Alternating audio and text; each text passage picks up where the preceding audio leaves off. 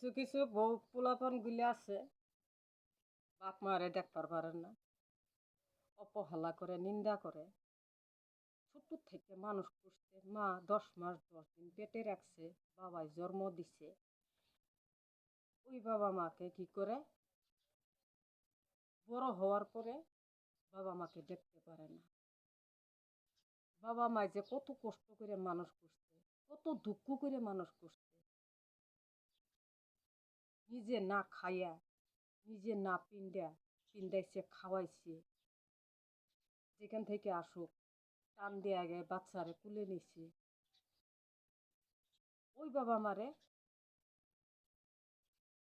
বেশিরভাগ মানুষে অপমান করে, অপদস্থ করে, বা হতেছ খানা লানা দেয় না। বিয়া বারো করার পরে ওই বাবা মার থেকে আলাদা হয়ে যায়, সাইড হয়ে যায়। এটা চিন্তা করবা সবাই মিলে। মেয়ে মানুষের বেহেস্ত হইল স্বামীর পায়ের তলে, আর ছেলের বেহেস্ত হইল বাপার পায়ের তলে। সবাই মাথায় জ্ঞানটা রাখবা, খেয়ালটা রাখবা, বাবা মাকে কেউ অপহেলা করবা না, নিন্দা করবা না। বাবা মাকে যদি অপহেলা করো, নিন্দা করো, যত্ন না করো, খাবার না দাও বৃদ্ধকালে, আল্লাহ কোনোদিন কিন্তু মাফ করবো না। আল্লাহর দরবারে আল্লাহ বিচার সঠিক করবো, এটা খেয়াল রাখবো। এটা আমার কোয়া কথা না,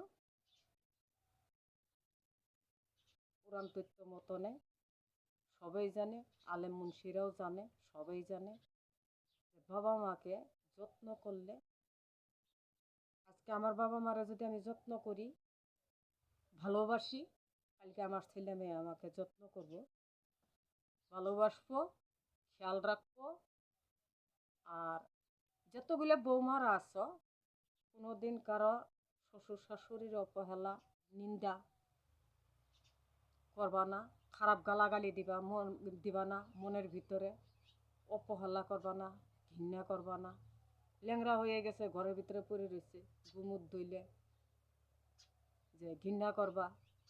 আজকে নিজের বাবা মা ছাইরা আইসো স্বামীর বাবা মার কাছে, স্বামীর বাবা মা ওটাই নিজের বাবা মা, চিরকাল ওইটারই মাইনা নেওয়া লাগবে। যদি তোমার বাবা মারে যদি মানতে হয়, তোমার বাড়ির যখন যাবা তখন হে তোমার বাবা মারে মানতে পারো। হদ বাবা মা জন্ম দিছে, তারাও দেখাশোনা করা কর্তব্য। স্বামীকে রাজি করে, রতই করে নিয়ে যাবা। কোনোদিন স্বামীর বদনাম কারো কাছে গাবা না, স্বামীর অপহেলা করবা না, স্বামীর নজর উঠায় খারাপ গালাগালি করবা না, স্বামীকে খারাপ ব্যবহার করবা না। এসব যদি করো, কোনোদিন জান্নাতে যেতে পারবা না, কোনোদিন আল্লাহ রসুলকে পাবা না। এটা 100%।